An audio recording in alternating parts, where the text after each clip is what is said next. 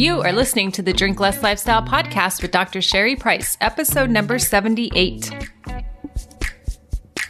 Welcome to Drink Less Lifestyle, a podcast for successful women who want to change their relationship with alcohol. If you want to drink less, feel healthier, and start loving life again, you're in the right place. Please remember that the information in this podcast does not constitute medical advice. Now, here's your host, Dr. Sherry Price.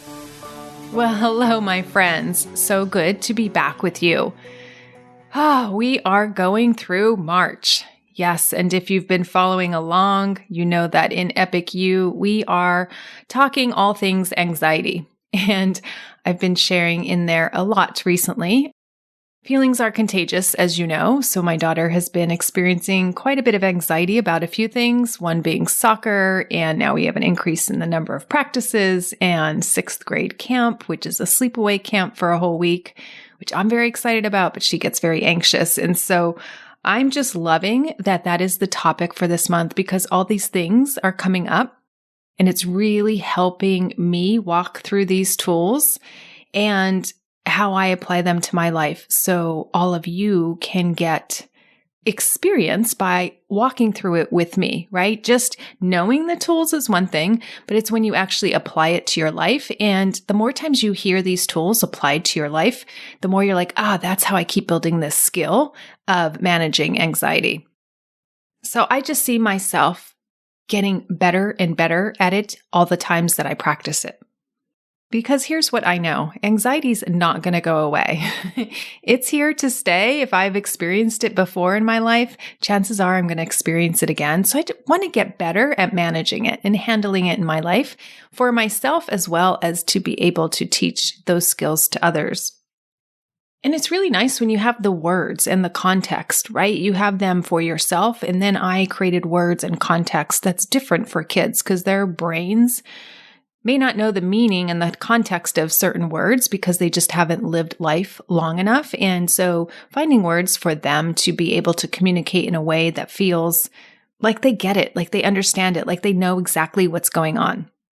So we get this one beautiful body that comes with all these emotions, and we really want to know how to use that for us so it doesn't hold us back from doing the things that we want in our life. So that's a nice segue to talk about what I want to talk about on this podcast episode. And that is, many of us want to pursue feeling better, or I want to offer, do we want to pursue getting better? And there's a huge difference here. So oftentimes I know people turn to alcohol because they just want to feel better. And it's totally common, right? To drink to feel better. We drink because things aren't right at work, or they're not right in the world, or we're just sick of the pandemic already, or we're just over so-and-so, or so-and-so's behavior towards me or towards my family members, or whatever is going on in our life. Oftentimes we turn to alcohol to just feel better. So there was an instance with one of the ladies in the group where her mom had said something to her child and it didn't sit well with her. There were other instances that came up in the group where somebody said something, whether it's the spouse or a friend, and it was really rude and quite crass, and it's really not what the person expected to hear. Right? And we can all experience that. When somebody tells us something or does something and it offends us or hurts us in a way or is passive aggressive towards us, or something that's done behind our back, or somebody lies to us, right? All of these things that go on in our life that don't make us feel very good. One of the ways we can respond to that, or our initial response to that, may be to bring us something that does feel good, brings us something that feels like relief. And we can go about this many ways, right? A long day at work, a long week at work, so much to get done at work, right? All of this can drive us to just wanting to pour a drink because our intent is to feel better. Let's wash down the disappointment that this person is causing. Let's get rid of these feelings that I'm feeling quickly and effectively. And we turn that into, I deserve this. This is my reward after bearing through a hard day. Or having to tolerate my mom or this coworker or whatever. And oftentimes we'll stew on it, right? We'll stew on it so much that we make the problem even bigger. Or we will recount all the ways that this person has shunned us in the past or wasn't there for us in the past. Like my mom wasn't there for me growing up, and she's still not there for me now. And recounting all of these moments, right? Just notice how we will want to just wash it all down with alcohol or a slice of chocolate cake. And what is our intent or our goal of having that piece of cake or having that glass of wine? The goal is to feel better. Notice it's not to actually solve the actual problem going on. The reason you drink is because it's emotional based, to feel better.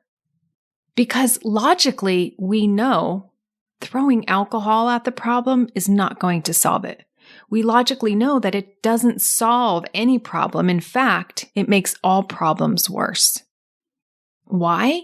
Because alcohol is a chemical, right, that fogs the brain. It keeps us in this thick, deep fog because that's how alcohol works. It doesn't allow us to have a clear mind and a clear head for us to see the truth and to be able to see solutions to solve our problem. When we drink alcohol and keep drinking alcohol and overdrink alcohol, it further distances us from our truth. And it keeps us in this chemical veil of this brain fog, right? This alcohol-induced trance that our brain is covered in. Because we know it delays cognition, it takes our prefrontal cortex offline. Actually, if you look at MRI studies, the prefrontal cortex gets smaller over time, which is that is our thinking, logical, planning, executive function skills part of our brain. And it causes motor delays as well. It causes sedation.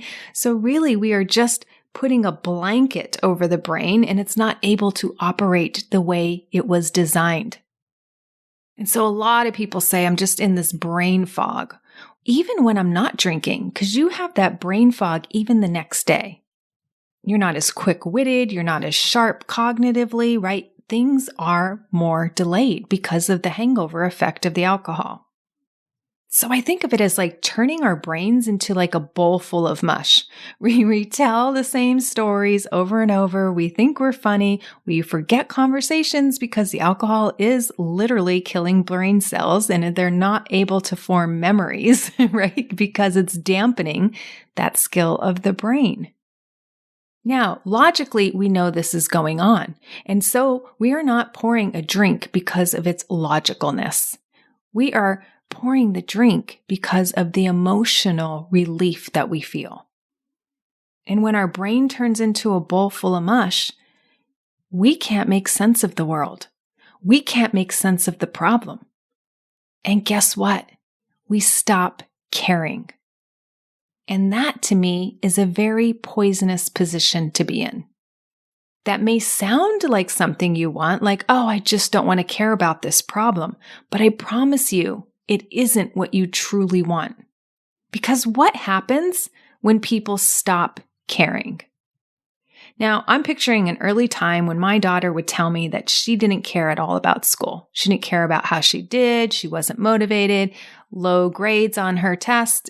Doesn't matter. Doesn't faze me. Now, these were the words she was using and that were coming out of her mouth, but I knew they weren't true. Even though she's saying those words, I knew she did care because what kid doesn't want to succeed? And I know the reason she said she didn't care because she was more about the fear of disappointing herself if she'd cared more. So her issue really wasn't that she didn't care. It was that she was afraid to care more for the fear of disappointment. Same happens in adults. We tell ourselves we don't care about things, but we actually do. And when we lie to ourselves about something we care about and we say we don't, we just keep ourselves emotionally and mentally trapped, like in a prison, because we can't find a way out because we keep telling ourselves lies that we don't care. So for her, her issue wasn't that she didn't care. It was that she was missing some skills to do better in school. And it's a good thing I saw this and I was able to help her see that as well. And this is the same skill I bring to my clients, right? I show them you're saying these words that you don't care, but in all actuality, you care a lot. And it's a good thing to care. That's what humans are designed to do. They're designed to care about each other. We are a tribal species. We enjoy each other's company. We look after one another. We want to fit in. We want to belong. We do want to care for other people, and that feels good. And here's what happens when a human truly stops caring. They don't go after anything in life. Think about that. They don't pursue any meaningful life goals. There's no sense of purpose or meaning, or everything feels inconsequential, and it becomes meaningless. And I assure you, there is no human on this planet that wants to stop caring about their life, or wants a life without meaning. It's not how we were designed. And when that happens, that's called severe depression. Because it is depressing. It's not the way the humans were designed to operate. We were created for meaning. Actually, we have a brain, and our brains are meaning-making machines, right? They love to put meaning on everything. Somebody does something for you, and your brain is going to classify it. Is that a nice thing? Is that a lovely thing? Is that a delightful thing? Is that a harmful thing? Is that a hateful thing? Right? Your brain is going to make meaning of it. That's what it's designed to do. The brains put meaning on everything. So, the moral of this story is that the goal is not to stop caring about the meaningful, important things in your life. And when you do, it feels terrible. It feels like you're giving up. You're giving up on yourself. You're giving up on your child. You're giving up on the problem. You're giving up on your job. You feel stuck. You become trapped. You don't know what to do, and you're just spinning. And here's the thing, ladies, over-drinking is going to cause you to stop caring about the meaningful things in life. I've seen it happen in my own life. I see it happen in the lives of my clients.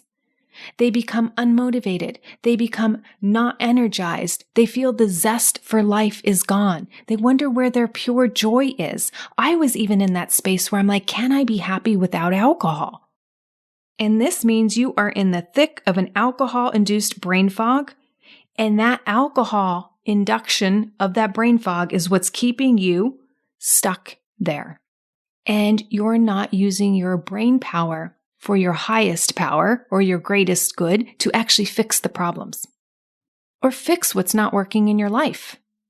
Alcohol becomes this life sedative. Wah, wah, this is as good as it's going to get.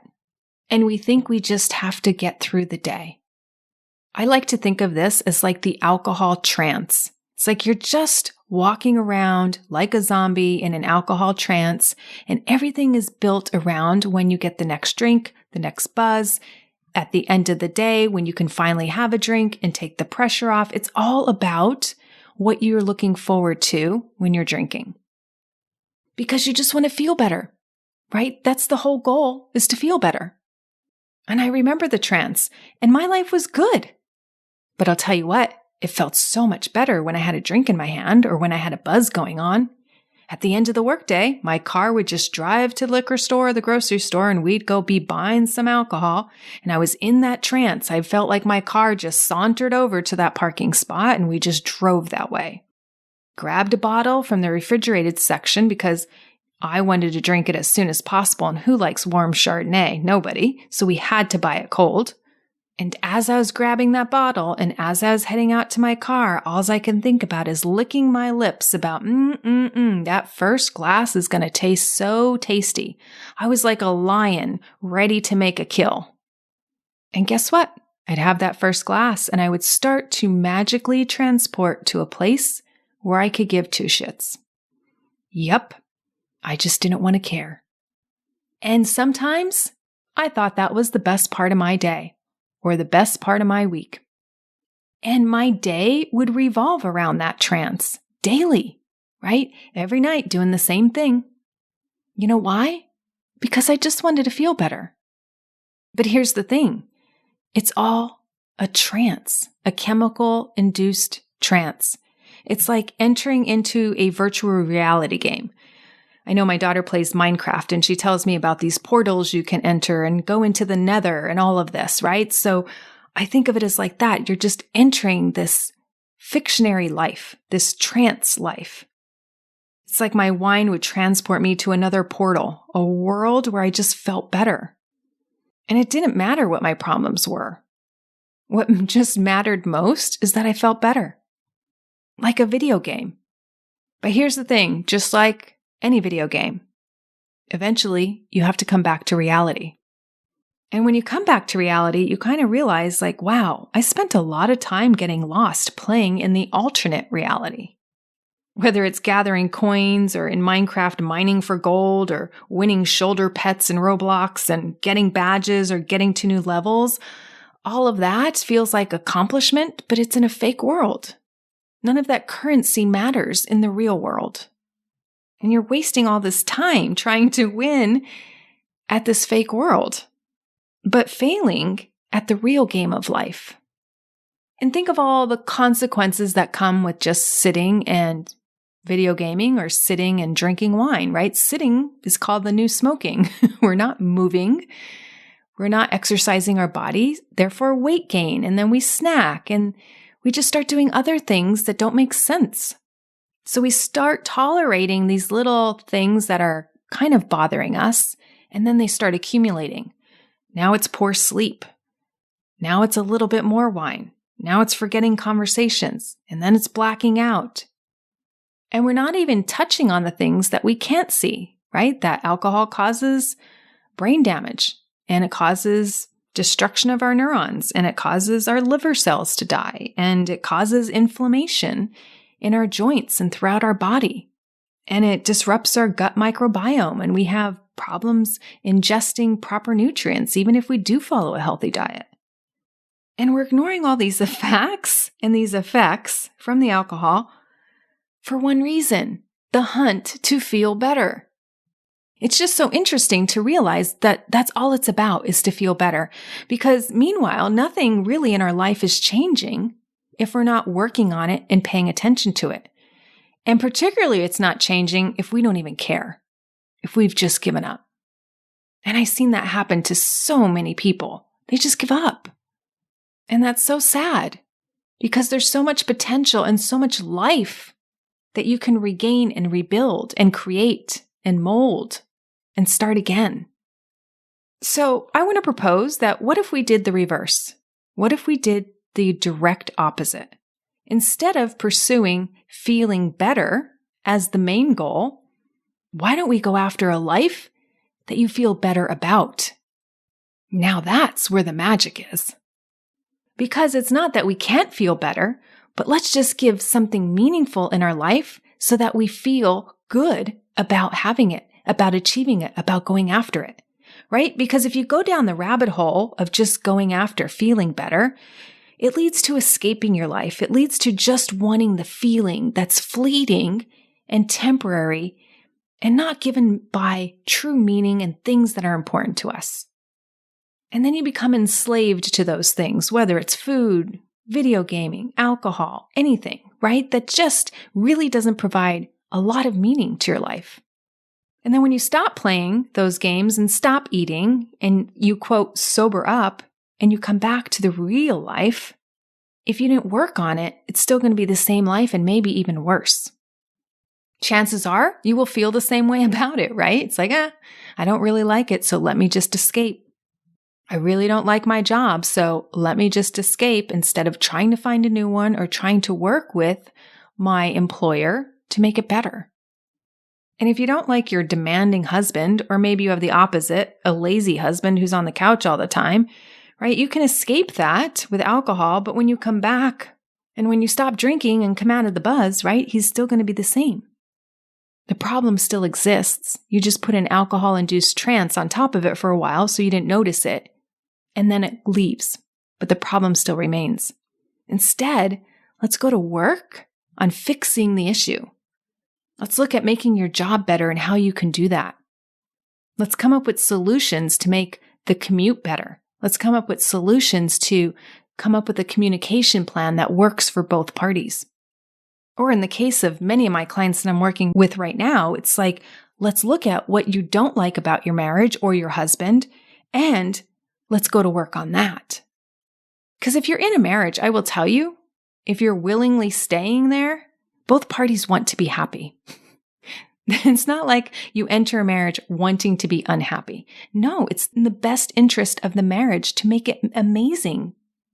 And it's in the best interest of the people in the marriage to have an amazing marriage. And these are the exact issues that we are working on in the Drink Less Lifestyle program, helping women get epic lives, helping women change what they don't like, and giving them skills to do that. Because here's the fact, alcohol becomes more attractive when you're not living the life that you want. And when you start giving up on what's truly meaningful to you, you start pursuing feelings for the sake of pursuing feelings and not pursuing a life that gives you feelings that you want to have, right? So if I want a great life, that great life is going to give me great feelings. So when you start creating the life you want to be living, you won't need alcohol because your life will be amazing because you're pursuing the things that are important to you and bring meaning to your life. That's fulfillment. That's contentment. Because you're going after the things that are important to you. And what happens when you pursue things that are important to you or meaningful things? The byproduct of that is happiness and good feelings, right? The byproduct of that is that you feel good. I mean, think about your life. Think about the times that you felt great in your life. Reflect on those times. What was going on for you? Why did you feel so great? What made those times so wonderful and happy? For many women, it's a time when they felt their best. They lost weight and they were able to move in their clothing and wear any kind of clothing that they wanted, and they felt like they looked good. For some, it could be they were pursuing a job and they got a promotion or they got that job, and that felt amazing. Maybe you were a woman and you wanted to be married and you got married to the love of your life, and that felt good because you were pursuing something meaningful. Maybe you're the first one in your family to go to college, and that felt good because that felt so meaningful.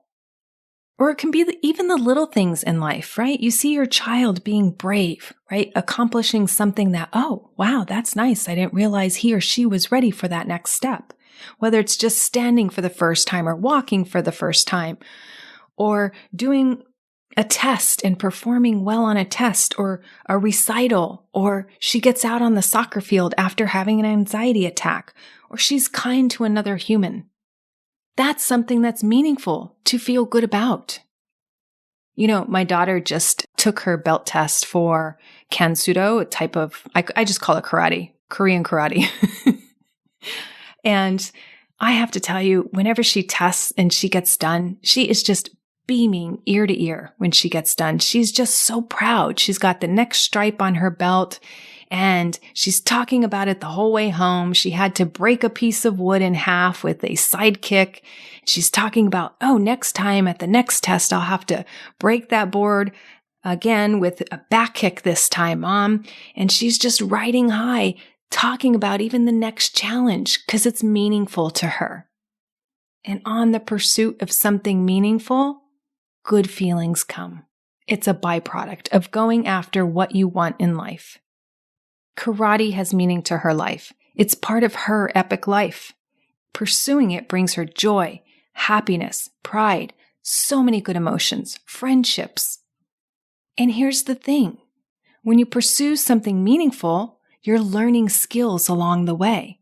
What is she learning? She's learning skills like body control, how to kick, back kick, front kick, side kick, mind control. Right? How to study her opponent when she's sparring. She's learning discipline. They have to say the words in the Korean language, so she's picking up parts of Korean language. She's developing muscles and flexibility.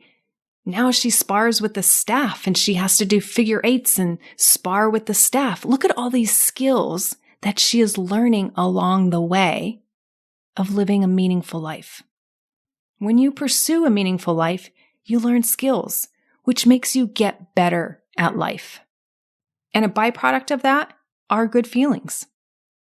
So you can just pursue feeling better and become all about the feelings, just chasing the feel-good feelings all the time. Or you can pursue getting better at your life and developing life skills that you feel good about. Now, I have to tell you, I spent a period of my life chasing the feelings. And that's when I overdrank, just pursuing good feelings at the end of each and every day. That's all I wanted. Honestly, that's all I knew that was available to me. I didn't know you can learn skills to be more powerful, to be powerful over alcohol, to change things in your life, even if they weren't me and they were other people. I didn't know these skills. And that's just my overdrinking. You've heard me mention before on this podcast that I had an anger management problem. I used to fly off the handle. Raging colors of red coming out of my face, my ears, everything. I was like smoking red hot, meaning angry. Fueled by my emotions, right? I didn't know how to manage that. I didn't know there were tools you could manage. I mean, I've heard of anger management and read a book or two, but that never really helped. What changed was I worked with a coach who helped me see why I get angry and how to handle it before I start boiling. Right? How to manage it when it's just a little simmer. And because of that, I rarely fly off the handle now. And because I learned skills to manage my overdrinking, I rarely overdrink anymore. You know what I also learned? I used to throw my hands up in the air at how my daughter would react and how she'd do in school. I'd ask her teachers what to do. I'd go to the principal. I'd go to all these other people. And not that that's not appropriate, but I didn't see how I wasn't operating in my influence, what more I could be doing, not in terms of more, in terms of just hours, but where I could be more effective when I did work with her. It turns out when I learned the skills to motivate her, to engage her in her work, and to want to do better in school and show her the skills she was lacking, turns out I saved a lot of time. Because I wasn't beating my head against the wall. I wasn't getting so angry and so frustrated that I felt like, I wasn't getting anywhere. We were making progress. It's because I distilled it down to what the real problem was. The real problem isn't her lack of motivation. The real problem is she was missing skills that increased her ability to do something. And when you have the ability and capability to do something, you know what happens? Your motivation comes second. It's not first. Why don't a lot of people feel motivated to go to the gym or do a diet? Because in their mind, they think, I'm not going to be able to do it. When you start switching the order of the sequence around and you show that you're capable and able, guess what then starts to happen? Then the motivation starts to come. It's always action, then motivation, not motivation, then action.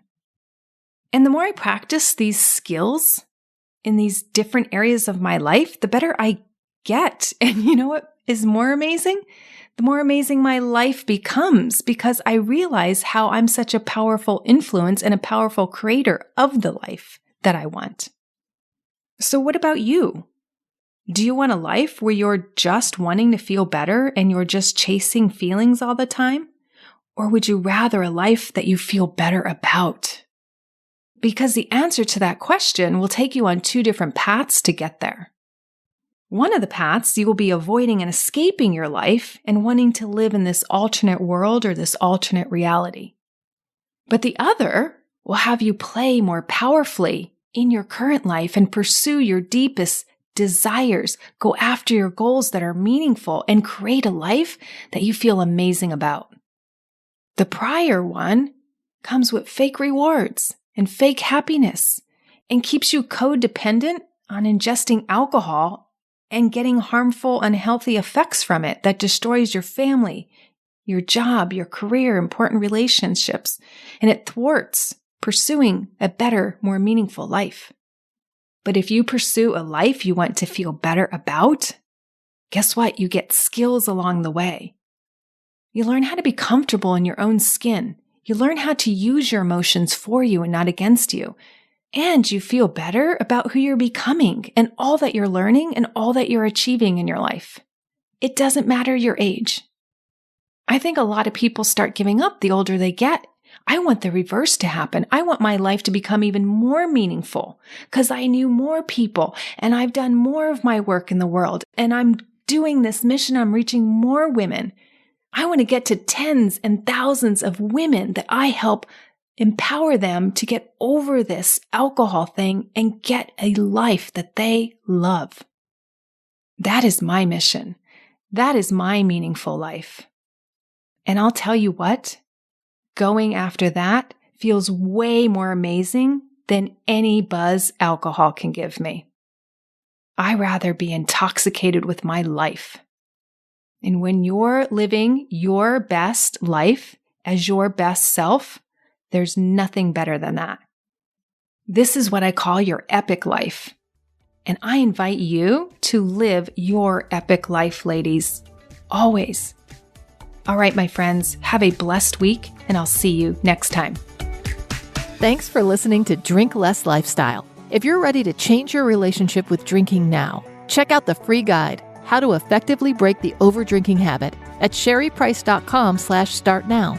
See you next week.